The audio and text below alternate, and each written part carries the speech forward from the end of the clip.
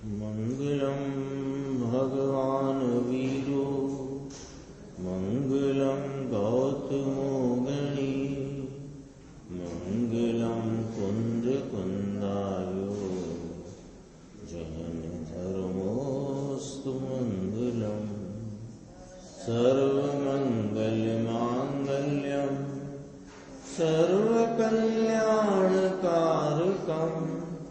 प्रधानम सर्वधर्माणां जैनम जयतु शासनम। मैं नमो तीर्थनायक को नमो ओंकारवाणी को नमो उन कुंद प्रभु को जिन्होंने ओंकार धारण की।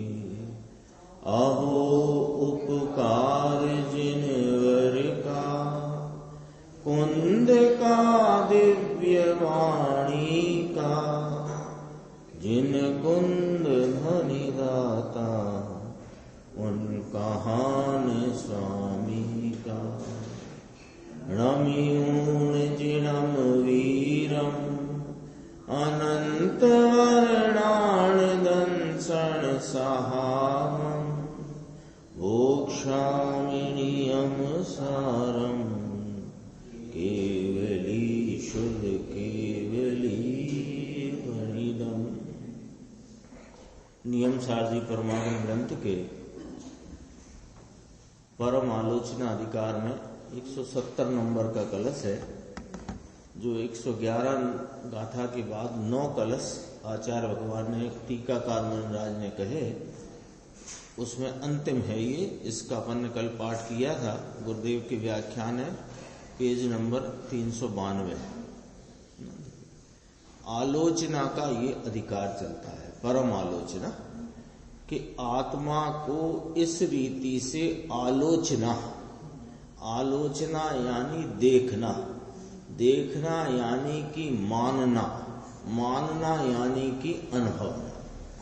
एक शब्द आया आलोचना, जो चल ही रहा है, तो आलोचना की माने भली भांति लोचन, लोचन माने देखना, तो देखना माने मानना, मानना यानी कि अनुभवना। इस प्रकार से यहाँ कहा, देखो इसको श्लोक का अर्थ करते हैं। जिसने सहज तेज से, जिसके सहज स्वरूप के तेज से राग रूपी अंधकार का नाश किया है, अर्थात इसमें राग है नहीं, वस्तु स्वरूप है, वीतराग स्वरूप है, आत्मा अनादि वीतराग स्वरूप ही है। इसके आश्रय में राग रूपी अंधकार का नाश होता है, तो उसके तेज से नाश हुआ ऐसा कहने में आता है। ये जीव की अनादि से राग रूपी परिणति चली आई है, और इस राग का नाश होए कैसे, कि राग के आलम्बन से राग का नाश होता नहीं। तो कहते हैं कि ये जो अपना वस्तु स्वरूप है, जो वीतराग स्वरूप अपना जो स्वभाव वस्तु है, उसके आश्रय में राग रूपी अंधकार का नाश होता है। तो फिर उसमें कहा कि उसके तेज से नाश हुआ ऐसा कहने में आता है। देखो अभी क्या कहते हैं कि द्रव्य ये कोई पर्याय को करता नहीं। द्रव्य इसमें ऊपर कहा ना, जो जिसने सहज तेज से, तो तेज तो किसका है, तेज तो है द्रव्य स्वभाव का। तो द्रव्य का उसका स्वभाव, उसका तेज, तेज कहो प्रकाश कहो, उसका उसकी आभा कहो, तो उसका जो तेज है उसके आश्रय में राग रूपी अंधकार का नाश होता है। तो कहते हैं द्रव्य ये कोई पर्याय को नहीं करता, द्रव्य तो ध्रुव शुद्ध आनंद घन नित्यानंद प्रभु के, जिसमें हलन चलन और पर्याय भी नहीं है। ये राग रूपी अंधकार को जिसका तेज यानी जिसके तेज की दृष्टि करते। क्या कैसे कि वस्तु ने पर्याय में राग को मिटा दिया है, ये वाली बात नहीं है। जो पर्याय अपने वस्तु स्वभाव का आलम्बन लेती है, जो अपने ध्रुव स्वभाव नित्य स्वभाव का आश्रय करती है, वो पर्याय उस स्वरूप की दृष्टि रूप वर्तती होने से उस पर्याय में राग का नाश होता है। इस प्रकार राग का नाश होता है। तो ये स्वयं राग का नाश करते हैं, ऐसा कहने में आया है। फिर इसी में आगे कहते हैं, जो मुनिवरों के मन में बसता है। ये सारी चर्चा अपन ने कल देखी थी, किसकी है कि वह यह शुद्ध आत्मा जयवंत है। शुद्ध आत्मा के सहज तेज से राग रूपी अंधकार का नाश हुआ है। यह शुद्ध आत्मा मुनिवरों के मन में बसता है। यह शुद्ध आत्मा जो कि शुद्ध है। यह शुद्ध आत्मा जो विषय सुख में लीन जीवों को सदा दुर्लभ है और सर्वदा दुर्लभ है, ऐसा कहा। जो परम सुख का समुद्र है, जो शुद्ध ज्ञान है, जिसने निद्रा का नाश किया है, वह शुद्ध आत्मा जयवंत है। ये इस कलश का भाव है ना। तो इसमें दूसरा बोल आया कि जो मुनिवरों के मन में बसता है, शुद्ध आत्मा, जो मुनिवरों के हृदय में ज्ञान में बसता है, यह आत्मा ज्ञान में यानी ज्ञान की पर्याय में बसता है।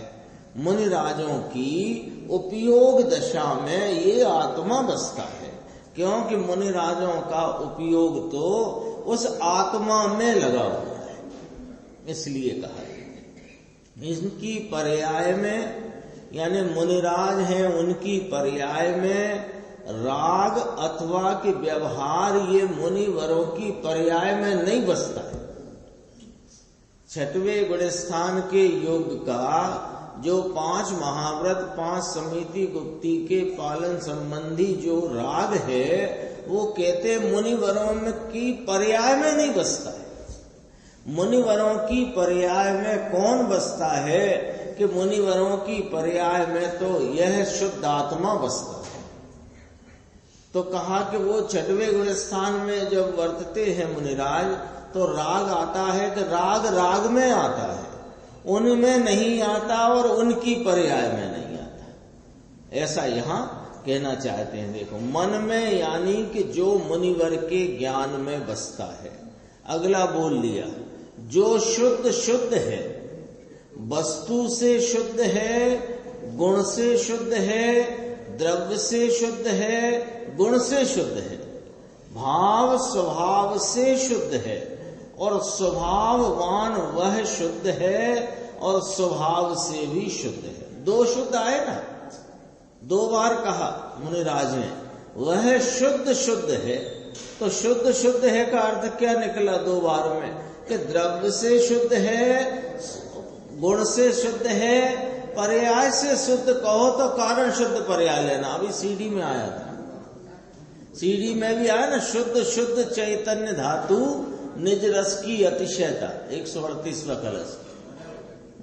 तो उसमें भी शुद्ध जो 2 बार कहा, वो द्रव्य से शुद्ध, भाव से शुद्ध। तो भाव में स्वभाव गुण भी ले सकते हैं और भाव में पर्याय भी लेना। तो पर्याय से शुद्ध लेना, तो पर्याय तो शुद्ध है नहीं, ये कारण शुद्ध पर्याय शुद्ध है। यहां भी ऐसे ले सकते हैं, भाव से स्वभाव से शुद्ध है और स्वभाववान वह शुद्ध है, स्वभाव से भी शुद्ध है। जो विषय, अगला बोल फिर कहते हैं, जो विषय सुख में रत जीवों को, जिसके 5 इंद्रिय के विषयों तरफ के झुकाव में, वलन में, झुकाव में रस है, उन जीवों को सर्वदा दुर्लभ है। अब क्या कहते हैं, समझना इस बात को। 5 इंद्रिय के विषयों में वर्तता है, उसको दुर्लभ है, ये नहीं कहा। ये कहा 5 इंद्रियों के विषय के झुकाव में जिसको रस बरतता है उसको दुर्लभ है। क्यों कि ये तो 5 इंद्रियों के विषयों से छूटना तो मुनिराज की भूमिका में जाकर के है ना, तो प्राथमिक भूमिका में तो है नहीं, तो क्या प्राथमिक भूमिका में आत्मा प्राप्त होता ही नहीं क्या? तो उसको समझना है ना, इसलिए यहां गुरुदेव श्री इसको खुलासा करते देखो, जैनु खेचाण 5 इंद्रिय ना विषयों तरफ जाए छे, एने ये चीज दुर्लभ छे, जिसका खिंचाव जाता है, सुख माना है, उसमें ही उसी के रस में पड़े हैं, उसमें ही खिंचाव है, उसकी ही रुचि है, उसमें ही लीनता यानी उसकी ही प्रमुखता है, तो उनको तो सर्वदा दुर्लभ है। ऐसे का जैनु खेचान, जिसका खिंचाव 5 इंद्रिय के विषयों तरफ जाता है, इसको ये चीज दुर्लभ है। कारण कि इसके लक्ष्य से और आश्रय से यह आत्मा प्राप्त होता नहीं, विषय सुख में रत जीवों के। इसका अर्थ ये है ना, अतीन्द्रिय आनंद सुख रूपी प्रभु विषय यानी 5 इंद्रिय तरफ के झुकाव में सुख बुद्धि वाले जीव को अत्यंत दुर्लभ है, सर्वदा दुर्लभ है, सर्वदा दुर्लभ है। फिर आगे कहा जो परम सुख का समुद्र है, परम अतीन्द्रिय आनंद, इसका तो ये दरिया नाम समुद्र है, अपार बेहद अपरिमित सुख समुद्र से भरा हुआ है। किसकी बात चल रही है? ये अपनी बात चलती है ना। ये कोई कहे कि ये तो मुनिराज की बात है या भगवान परमात्मा अरिहंत देव की बात है, कि नाना भाई ये हमारी बात चल रही है। तो अपनी बात चलती हो कि निर्देश भाई का स्वभाव बहुत अच्छा है, बहुत दयालु है, ये जब भी किसी से मिलते हैं तो उनकी सेवा के लिए ये हमेशा तत्पर रहते हैं, इनकी हमेशा चेहरे पे मुस्कान बनी रहती है, तो कैसे सुनते हैं अपन निर्देश भाई इसको? और कह सको तो और कहो हैं। और ये किसकी चर्चा है? जो परम सुख का समुद्र है। कौन? मैं। तो परम अतीन्द्रिय आनंद, इसका तो ये दरिया है, अपार बेहद अपरिमित सुख समुद्र से भरा हुआ है। दूसरे सबसे सुख बुद्धि उठाई, और जहां सुख है वहां बुद्धि को लगाना ये महा दुर्लभ कार्य है। दुर्लभ कहो, थोड़ा दुष्कर कहो, लेकिन फिर भी सरल है। दुर्लभ है क्यों और दुष्कर है क्यों? कि अनादि से किया नहीं इसलिए। और सरल है क्यों? कि अपनी चीज में अपने को, अपने घर में प्रवेश करना सरल है कि कठिन? सरल है। दरवाजा खुला हो तो सीधे जा सकते हो, बंद हो तो खटखटा करके घुस सकते हो, समय कुछ भी हो। अन्य किसी के घर में जाना हो तो समय आदि तो देखोगे ना, तो यहां तो कुछ नहीं। तो ये वास्तव में तो सरल है, लेकिन ये अनंत काल बीत गया, अनादि से अब तक अपने उपयोग ने अपने को ही नहीं देखा, नहीं जाना, इसलिए कठिन या दुर्लभ कहने में आता है। लेकिन करना क्या है? ऊपर अपन ने पढ़ा देखो, दूसरे सबसे सुख बुद्धि उठाकर जहां सुख है वहां बुद्धि को लगाना। तो इसमें क्या काम करना पड़ेगा? कि कुछ ना करना पड़ेगा, विश्वास करना पड़ेगा। बस अपने को विश्वास हो, जैसे कहीं अपन ऐसे टेढ़ी मेढ़ी जगह चढ़ते हो, जैसे कभी जाते ना शिखर जी की वंदना पर, तो अभी जब थोड़ी जल्दी हो या थोड़ा सा बच्चों में उत्साह रहता है ना, तो वो रोड छोड़कर बीच में से चढ़ना चाहते हैं, तो चढ़ते भी हैं। अब वो चढ़ते समय जब थोड़ा पैर फिसलता हो या फिसलन हो, तो किस चीज को पकड़ लेता है वहां पर, कि जिस पर विश्वास हो कि इसके पकड़ने से वो फिसलन में फिसलन नहीं होगी, वो पकड़ ली कि नहीं पकड़ ली, तो किस आधार पे पकड़ ली, बस इतनी सी बात है, विश्वास के आधार पर। विश्वास था तो पकड़ लिया। यहां आचार्य परमात्मा, ज्ञानी धर्मात्मा, सर्वज्ञ देव तुम्हें विश्वास दिलाते हैं कि तुम सुख के भूखे हो, प्रति समय तुम सुख की चाह में लगे हुए हो, और सुख का सागर यहाँ भरा पड़ा है, तो यहाँ आने में अब कितनी देर लगेगी कि विश्वास वर्ती। एक विश्वास इतना खड़ा हो कि ये परम सुख का समुद्र है, तो फिर कितनी देर लगती है जब ये विश्वास हो जाए कि ये वृक्ष की टहनी को पकड़ लूंगा तो मैं बच जाऊंगा या फिसलने से रुक जाऊंगा। इतना ही तो किया वहां, और क्या किया है? वहां लुढ़कते हुए पत्थर को तो नहीं पकड़ा। यहां भी ये कहते हैं कि तेरे को अज्ञान और भ्रांति से यह चला आया है कि सुख कहीं अन्य पर पदार्थों में है, तो तुम हमेशा प्रत्येक समय सुख की प्राप्ति के लिए उनका आलम्बन करते हो। और जिनेंद्र परमात्मा कहते हैं कि सुख तेरे स्वरूप में है, तो विश्वास करो तो सबसे सुख बुद्धि हट करके एक इस सुख स्वरूप के आलम्बन में आ जाती है। यद्यपि ये दुर्लभ कहा, लेकिन सबसे सुलभ काम है। जो परम सुख का समुद्र है, जो शुद्ध ज्ञान है, सुख है और ज्ञान है, सब दो की मुख्यता वर्णन की पूरे जनागम में। इस आत्मा के संबंध में जितना वर्णन किया गया वह सुख और ज्ञान दो की मुख्यता में किया गया। क्यों? कि सुख इसे चाहिए है और ज्ञान इसका लक्षण है। सुख इसे चाहिए, ज्ञान इसका लक्षण है। और ज्ञान कैसा लक्षण है? याद रखना संजय भाई, ये दो शब्द, ज्ञान असाधारण स्वयं संवेद्यमान लक्षण है। असाधारण है, अन्य के पास नहीं, किसी के पास नहीं ज्ञान, मेरा ज्ञान भी आपके पास नहीं, तो असाधारण है। और स्वयं संवेद्यमान माने ज्ञान से ही ज्ञान रूप जानने में आता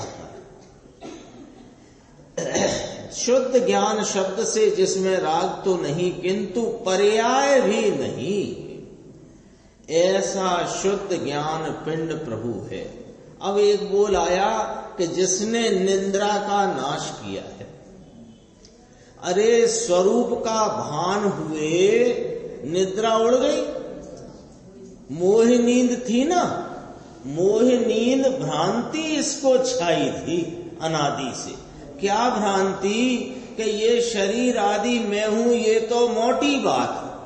परिणति में वर्तता हुआ कषाय की तीव्रता मंदता का जो परिणाम है, ये मैं हूं, ऐसी इसे भ्रांति छाई थी अनादि से। जब इसने इस अपने वीतराग स्वरूप का आलम्बन लिया तो नींद खुल गई। नींद खुल गई, क्या खुल गई? कि अरे मैं तो ज्ञान दर्शन स्वरूप आनंद स्वरूप नित्यानंद निर्मलानंद पदार्थ हूं, मैं कहां भटक रहा था। नींद खुल गई। अब क्या कहते हैं देखो, स्वरूप का भान हुआ तो मोह नींद से जाग गया, तो जागृत हो गया। अब ये सोते में भी जागृत रहता है,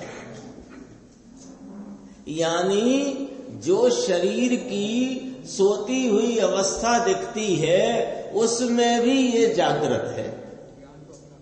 ज्ञान अपना काम चालू रखता। देखो स्वरूप का भान हुए, निद्रा में भी उसका भान रहा करता है और निद्रा का इसने नाश कर दिया है। जो चैतन्य सत्ता होने पने है ऐसा भाषण हुआ। ये भाषण, ये अंतरंग भाषण अनुभव, इसकी निद्रा में भी भाषण कायम रहता है। वास्तव में तो इसने निद्रा का नाश किया है। अतीन्द्रिय आनंद स्वरूप भगवान आत्मा, इसका जिसको भान है, इसने निद्रा का नाश किया है। ऐसी चीज है वह यह शुद्ध आत्मा। ये आचार्य भगवान शब्द लिखते हैं, मुनिराज शब्द लिखते हैं, उसमें भी कितना अपने को समीप लाते हैं। जिसकी चर्चा करी वह कहाँ है कि यह है ना, वह यह शुद्ध आत्मा। मुनिराज स्वयं कहते हैं, यह जो कहता हूं वह मेरे ज्ञान में जयवंत वर्तता है। मैं परम सुख का समुद्र हूँ, दरिया हूँ, मेरे निद्रा का नाश हुआ है। यह शुद्ध आत्मा शुद्ध शुद्ध है। यह आत्मा मेरे मन में बसती है, जिसके सहज तेज से रागादि विकृति मलिनता का मैंने नाश किया है।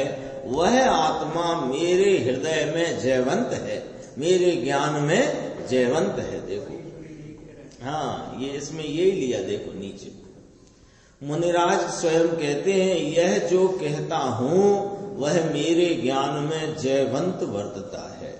बगैर देखे जयवंत वर्तता है ऐसा नहीं कहते हैं हम मुनिराज कहते हैं, हम आप जैसे नहीं कहते मैं ज्ञान समुद्र हूँ, मैं ज्ञायक प्रभु हूँ, मैं ज्ञान का भंडार हूँ। आप जैसे नहीं कहते, हम अपने परिणति में उसका आस्वादन करते हुए कहते। अनुभवी ने कहूं छू, अनुभव करके कहता हूं कि यह शुद्ध आत्मा जयवंत वर्तता है। द्रव्य जयवंत वर्तता है, इसका अर्थ ये है कि अनुभव की पर्याय में जानने में आता है, वह सदा ही जयवंत वर्तता है। अब देखो अंतिम लाइन, उसका कोई समय अभाव नहीं। कोई समय उसका अभाव नहीं। जब छोटे भ्राता का मरण हो गया, मरण मानने को तैयार नहीं और उसके शव को कंधे पर लेकर के 6 महीने तक घूमते रहे, लेकिन इस अपने चैतन्य भगवान का कोई समय अभाव नहीं। क्या स्थिति है ज्ञानी धर्मात्मा की। अंतरंग परिणति में आस्वादन और प्रतीति का क्या बल है, वो जानने की बात है, वो समझने की बात है। कितना बल होगा प्रतीति का। अपने को लगे, अरे अपने को क्या, वे अवधि ज्ञानी देव भी कहें कि जे तो बोरा गए हैं, तो वे रेत में से तेल निकालने का उपक्रम करने लगे देव आकर के। तो वो रामचंद्र जी कहते हैं कि तुम मूर्ख हो जो तेल में से, वो रेत में से तेल निकालते हो। तो वो कहे भगवान अब हम तुमसे क्या कहें, हम तो तुम्हें दिखाने आए हैं कि तुम कहां उलझ रहे हो। ऐसी राग की तीव्र दशा के काल में भी वह आत्मा कोई समय अभाव को प्राप्त नहीं हुआ। कहाँ अभाव को प्राप्त नहीं हुआ? उनकी प्रतीति में से अभाव को प्राप्त न हुआ।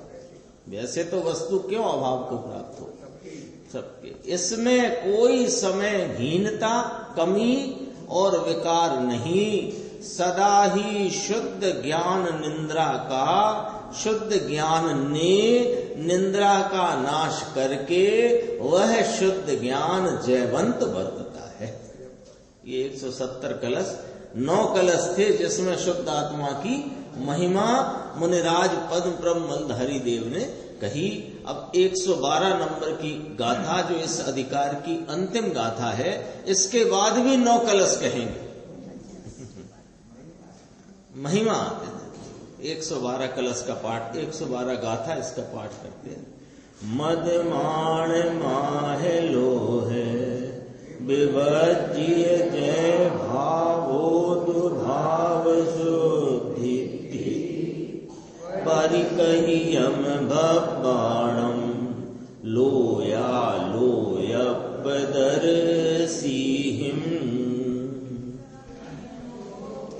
तेम आलोक ना दृष्टा कहे छे भव्य ने मद मान माया लोभ वर्जित भाव भाव विशुद्धि छे।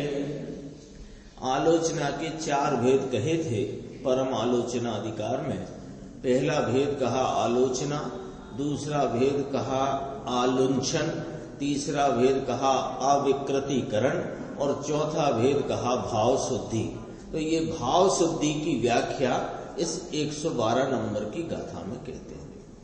अन्वयार्थ है, इसकी पहले टीका की प्रथम पंक्ति पढ़ते हैं जो उत्थानिका के रूप में है।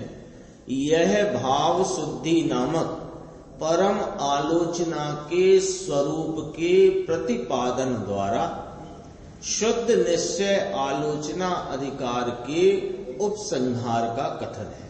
यानी यह परम आलोचना, शुद्ध आलोचना जो है, उस अधिकार का यहाँ पर उपसंहार किया जा रहा है इस गाथा के कथन द्वारा। तो इसमें क्या कह रहे हैं कि इसमें परम आलोचना के स्वरूप का प्रतिपादन किया जाता है। कि कहा देखो इसमें मद नाम मदन, यहाँ मद जो है मदन को कहा काम भाव, और मान माया और लोभ, जैसे अपन 4 कषायों में गिनते हैं क्रोध मान माया लोभ, है ना, यहाँ इस प्रकार गिना है। मद नाम मदन काम भाव और मान माया और लोभ, इससे रहित जो भाव है वह भाव शुद्धि है। ऐसा भव्यों को किसने कहा है कि लोक अलोक के दृष्टा यानी केवली परमात्मा ने यह कहा है कि मदन मान माया और लोभ रहित भाव वह भाव शुद्धि है। वह भाव विशुद्धि नामक आलोचना का एक स्वरूप यहाँ कहा गया है। इसमें देखो टीका की प्रथम पंक्ति तो अपन ने पढ़ी, तीसरी पंक्ति जो है तीव्र चारित्र। तो अब यहाँ मदन मान माया और लोभ 4 का यहाँ वर्णन करते हैं, और उससे रहित जो भाव है वो भाव शुद्धि है, ये यहाँ कहा जा रहा है। देखो तीव्र चारित्र मोह के उदय के कारण, ये निमित्त पुरुष वेद नाम का 9 कषाय का विलास वह मद है। ये जो 9 कषाय में पड़ता है मद, तो ये पुरुष वेद, ये 9 कषाय में है ना, 9 कषाय जो कही स्त्री वेद, पुरुष वेद, नपुंसक वेद, तो वो वेद की वासना का भाव, उसको यहाँ 9 कषाय में कहकर उसका विलास। तो ये जो विलास रूप भाव है ये जीव की राग परिणति है। और निमित्त वहां कहा तीव्र चारित्र मोह का उदय, है ना, उदय ने लीधे, उदय के कारण। उदय के कारण माने वो उदय वहां पर निमित्त है, बस इतना जानना। तीव्र चारित्र मोह का उदय है निमित्त में, और इधर परिणति में जो पुरुष वेद नाम का विलास, यानी पुरुष को स्त्री के संबंधी, स्त्री को पुरुष संबंधी जो वासना का भाव है वह मद है। यहाँ मद शब्द का मदन, मद शब्द का अर्थ मदन, मदन यानी कि काम परिणाम, ऐसा अर्थ है। तो एक बोल जो आया था मद, उसकी व्याख्या हुई। अब जो मान है उसके 6 बोल आए मान के संबंध में। देखो, पहला, चतुर वचन रचना वाला वैधर्व कवित्व के कारण आदे नाम कर्म का उदय होते समस्त जनों द्वारा पूजनीय पने से, ये मान की बात कही कि कोई को आदे नाम कर्म का उदय निमित्त में, और यहाँ परिणति में कोई कवित्व आदि का ऐसा कोई क्षयोपशम की खिलावट हो इस प्रकार की कि बहुत अच्छी वचन रचना इस प्रकार की उसको गौठे, वचनों को इस प्रकार सुसज्जित करे कि लोग सुनकर मस्त हो जाए कि देखो क्या बात कही, क्या बात कही, वाह वाह वाह वाह, ऐसा न करे। तो उसमें लोग उसको बहुत सम्मान दें, तो वो सम्मान से उत्पन्न होता जो मान, उसको लिया पहला।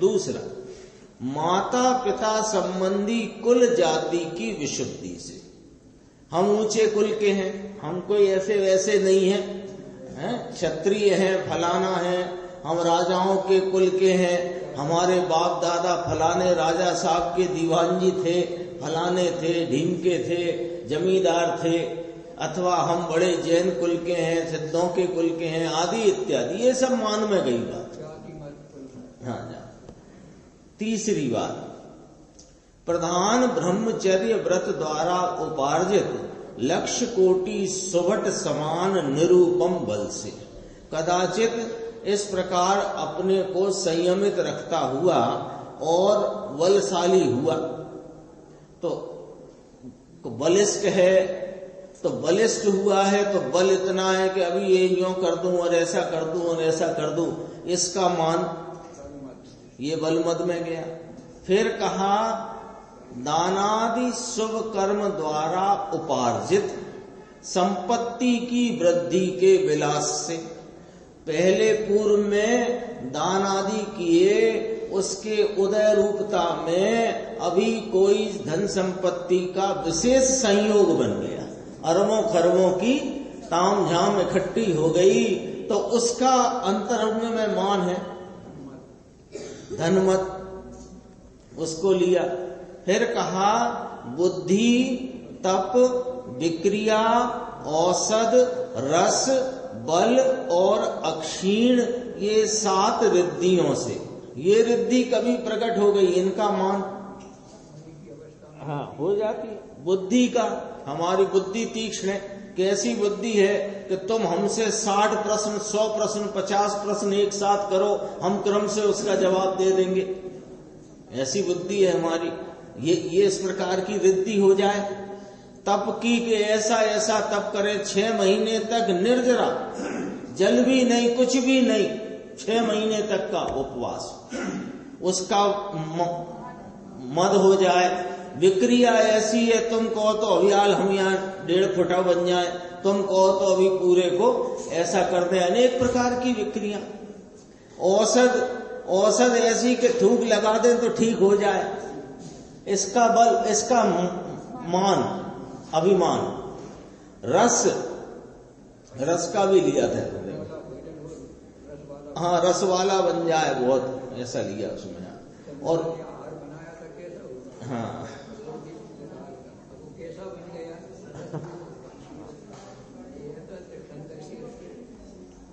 हाँ उसको, हाँ उसमें लिया, देखो रस की भी बात ली है, भाई साहब ने बताई वही बात।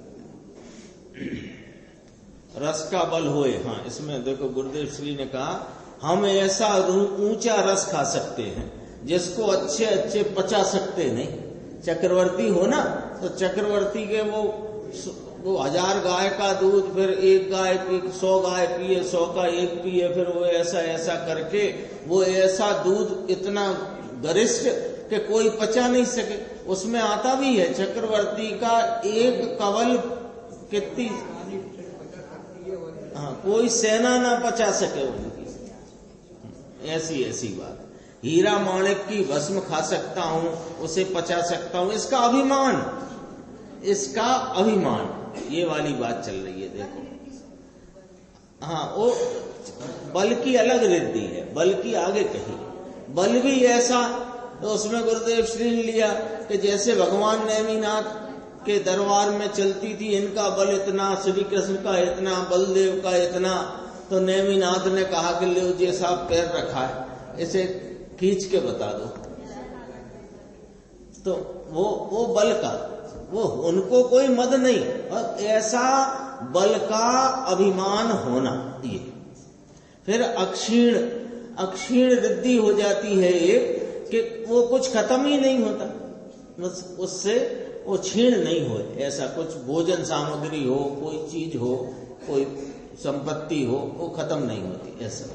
ये 7 रिद्धियां इनका मद, अथवा हाँ मद, मान नहीं होता, अभिमान नहीं होता, लेकिन उस संबंधी मान की भी बात से विशुद्ध जो भाव है, वो भाव विशुद्धि आलोचना का स्वरूप है, आ सकता। अथवा सुंदर कामनियों के लोचन को आनंद प्राप्त कराने वाले शरीर लावण्य रस के विस्तार से होता जो आत्म अहंकार माने आत्मा का अहंकार भाव, वह मान है। वो भी शरीर का ऐसा सुंदर शरीर कि लोग देखें तो देखते रह जाए, कामदेव आदि होते ना ऐसे। हाँ, तो उसका अभिमान होना, उसका अभिमान, ये सब मान के थे। एक मद की बात करी, उसमें काम वासना वाला भाव लिया है ना, मदन। फिर ये मान की बात करी। अब माया कहते हैं गुप्त पाप से माया होती है। योग्य स्थल पर धन व्यय का अभाव वह लोभ है। निश्चय से ये तो बात करी माया की, और लोभ की बात करी कि योग्य स्थल पर धन व्यय न करे, इसका नाम लोभ है। निश्चय से समस्त परिग्रह का परित्याग जिसका लक्षण नाम स्वरूप है, ऐसे निरंजन निज परमात्म तत्व के परिग्रह से अन्य परमाणु मात्र द्रव्य का स्वीकार वह लोभ है। लोभ की एक और व्याख्या, परम आलोचना अधिकार चलता है ना, कि निज परमात्म तत्व को परिग्रह के से अन्य परमाणु मात्र द्रव्य का स्वीकार करना, यह लोभ है। मुनि के ये हाँ, ये ग्रस्त अपेक्षा है। मुनिराज पे तो धन ही कहाँ है और ये मुनिराज के वो लोग है। ये चारों ही भाव, 4 भाव हो गए ना, मद मान माया लोभ, ये चारों भाव से परिमुक्त रहित शुद्ध भाव वही भाव शुद्धि है। ऐसा भव्य जीवों को लोकालोकदर्शी परम वीतराग सुखामृत के पान से परितृप्त अरहंत भगवंतों ने ये कहा है। इस पे गुरुदेव की व्याख्या है, वो अपन आगे की स्वाध्याय